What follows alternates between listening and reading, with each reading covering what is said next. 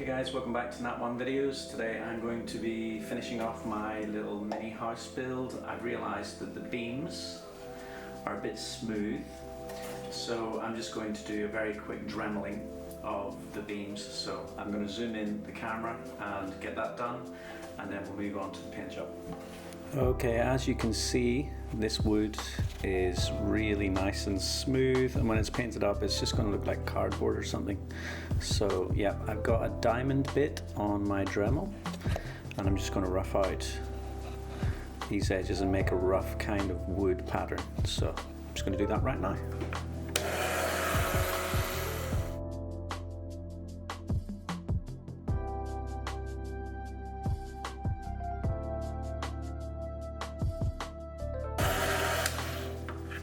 Okay, so you can see that these beams now look more like wood that's been, big logs that have been cut down from the forest, so that's much more what I'm looking for in terms of the aesthetic. Okay, so the other thing is that these shingles are all looking so smooth, like fresh cut balsa wood, so I have put on this wire brush to my Dremel as well, and I'm just going to give them a quick go. I'm going to go over the cardboard as well, and that'll give it more of a sort of worn wood look.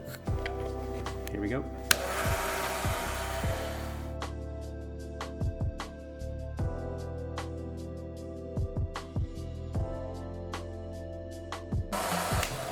Okay, there we go. Now I don't know if you can actually see that on camera, but to me that has just improved it dramatically. There, I think that's a good angle. You can see all these. Whenever this is painted up, that's going to look so much more like old worn out shingles. It's great. So now we're ready to move on to our Modge Podge and black paint. Okay, so if you're a tabletop crafter who's been working for a while, you will know all about creating a base coat with Modge Podge and black paint. I've been using blackboard paint because I got this a long time ago. I don't need it anymore. It's perfect for this and Modge Podge like this. If you want to see a good tutorial on how to do a Modge Podge base coat, I would suggest going to see Black Magic Craft. This isn't a tutorial, I'm just going to make it up. I've also got a little pot. I'm going to make up quite a bit of Modge Podge and black paint because I'm going to need it for other projects, and I might as well do that now.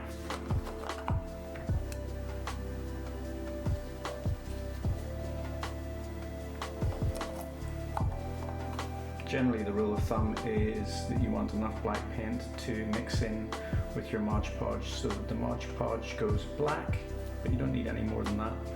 So it's mainly Modge Podge that's doing the sealing on the project.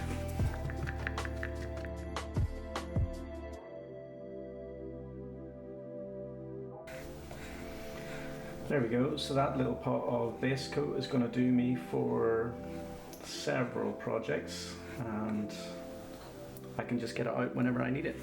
Okay, first things first, before I just start slapping paint onto the general structure, I want to get the windows done with a finer brush because I don't want to accidentally touch the parchment paper in the background and ruin the windows.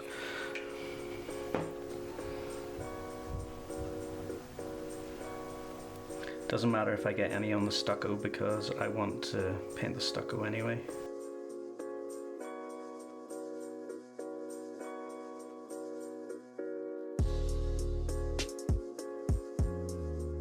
What are you painting? I'm painting the windows of my little tiny house.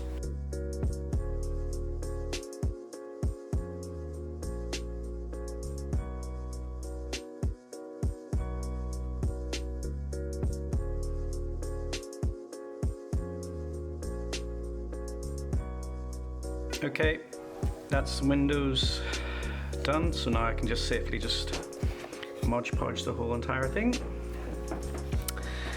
And yeah, I had some friends who were like, oh, don't paint it, those shingles, the wood looks really nice and all of this, but I mean there's a particular aesthetic that I want to achieve within the sort of fantasy world. I'm kind of going for the houses that were in the scene in the Lord of the Rings where the hobbits go into Bree, so those old kind of worn out, broken down buildings, but in a very sort of dark kind of aesthetic. That's what I'm looking for. So to achieve that, I'm going to have to paint it with black paint first.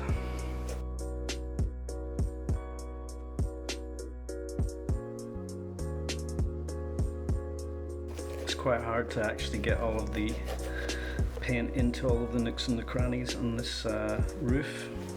Having to move it about, wiggle the brush just to get everything in, so it's not creating the right effect on the paint strokes yet. But once I've got it all into the right places, I'm then going to go over with straight paint strokes in the right direction, just so it's all going in the right direction.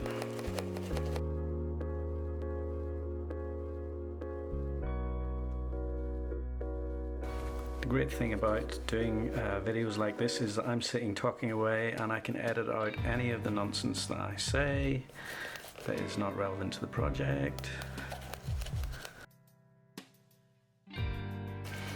So the best thing about this Modge Podge layer is that it actually seals the project, protects it. It probably adds a bit more structural integrity to the project, which is really, really cool. Okay, so I've been filming this time lapse for quite a period of time now, and what I'm realizing is that this is going to be a really long time lapse because this is taking quite some time. So I'm just going to skip now to when the house is all painted. Okay, we're back, and that took me quite a while to get it all right. You can't really see it on the camera, but that effect with the wire brush really helped the shingles. So yeah, we're all ready to go, and to start I am going to do the dry brushing on all the stonework, which I think is going to look awesome. So my first layer coat is going to be graphite grey as usual for stone. So we'll start with these stones here at the bottom.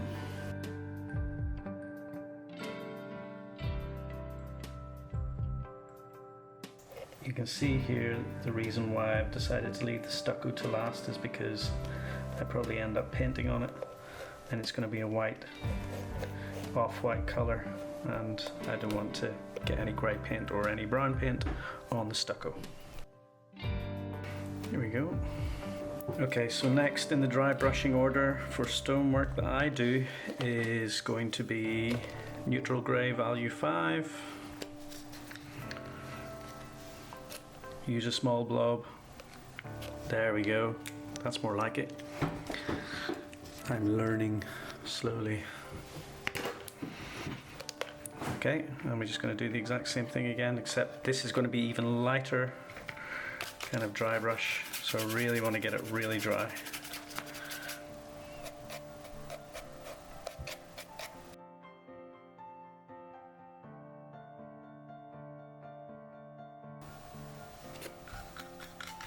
Okay, so I've got a bit of titanium white then to lighten up my lighter grey. I want it really light. And this is just to do some little highlights on the stones. So I really want to get it very dry.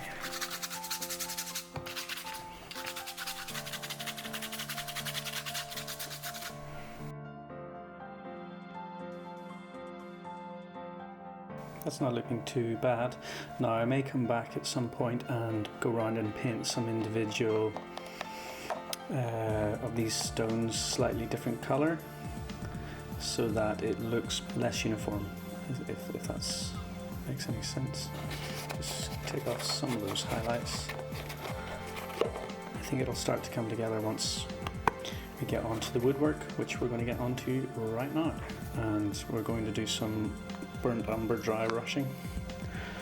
So we just have a bit of burnt umber, and I'm going to do a really light and dry brushing and build it up rather than just slop it on, because I can add, it's easier to add it than to take it away. So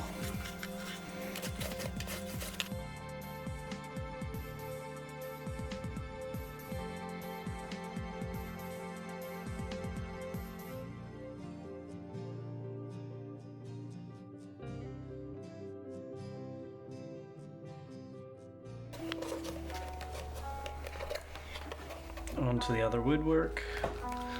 This is going to take some time.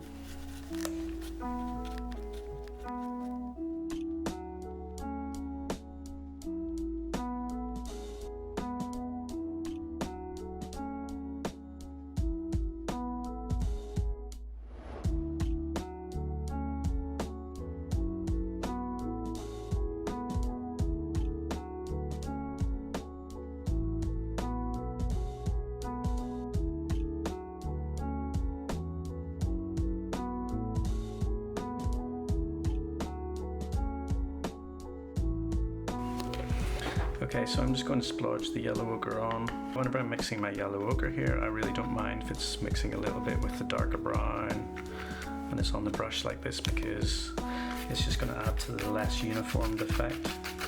Now this I'm really getting it super dry. Yes! That is awesome.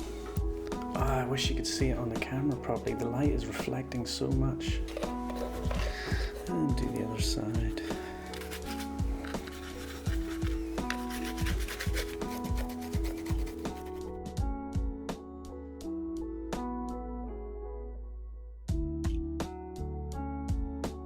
I'm really, really, really happy with how this is turning out. This is looking really good. Through the camera lens, I'm just looking through and it doesn't look as good, but it looks really good.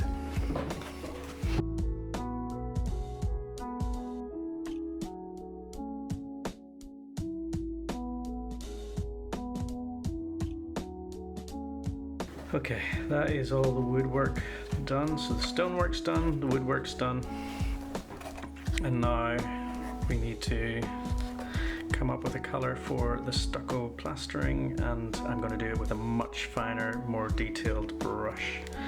And then the last job will be to pour the epoxy into the windows and it will be done. So yeah, I'm onto the stucco plaster now. Kind of actually nervous about getting the color right for this. And I'm kind of looking for an off-whitish, yellowy, greyish kind of color, but I don't know, we'll see how it turns out. So definitely a bit of yellow ochre in here. Far too yellow at the minute. And I'm going to put an ever so slightly a drop of grey in there. There we go. I'm going to go with this colour, which seems really bright and white, but at the end I'm going to do a black wash, so I'm hoping that the black wash will sort it out.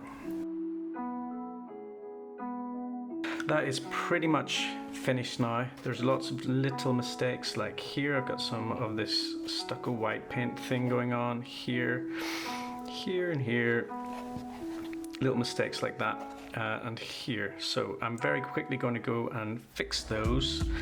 Then I'm going to come back and I'm going to do a black wash over the whole thing. So I'm pretty happy with everything presently. It's all looking kind of woodish and stuff, but I am going to give it a tan. This is a tip from Black Magic Craft. Again, I don't want it to sound like I'm coming up with the stuff myself. I'm learning off the internet. A kind of a tan colored highlights dry brushing over the woodwork, because I am going to give it a black wash. Black wash will bring it all back down again. So I'm going to make a tan color. I've got yellow umber, burnt umber and white paint.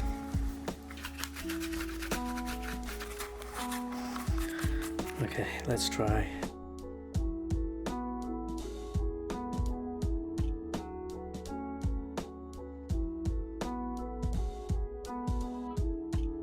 Definitely on to the last part of the paint job. So as you can see, this all looks like it's brand new. I tried to weather effect the shingles, but everything is all white and shiny and new. So the final step is to do a black wash. It's basically dish soap, water, black paint, a bit of brown paint, very light mix. I am just supposed to go for it with the black wash, so here we go. And apparently whenever it's all done, it's going to turn out great.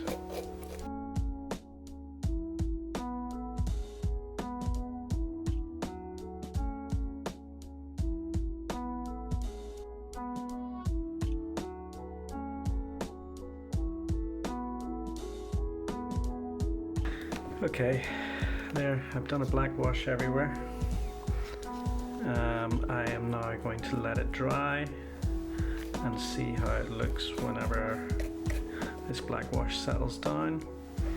I think there's a possibility I might want to bring back some of the umber tones just from a glance. Okay, so a black wash has been applied and it's dried, and it's definitely given it that old weathered looking effect. The light that I'm using is extremely bright, just so I can see what I'm doing, so it's reflecting in the camera, but it looks great. Now we're on to the last stage of the house build, and that is going to be epoxy in the windows. Now, as you know, if you've seen the first build video, I've messed this up once before, and I'm just hoping I don't mess it up again. I'm ready to pour this epoxy into the windows, and to say that I'm nervous is definitely an understatement. As you know, if you've seen my first video, I've completely messed this up before and it set me back a long time. So, oh, wish me luck. Okay. Let's mix it up. Here we go. Here we go.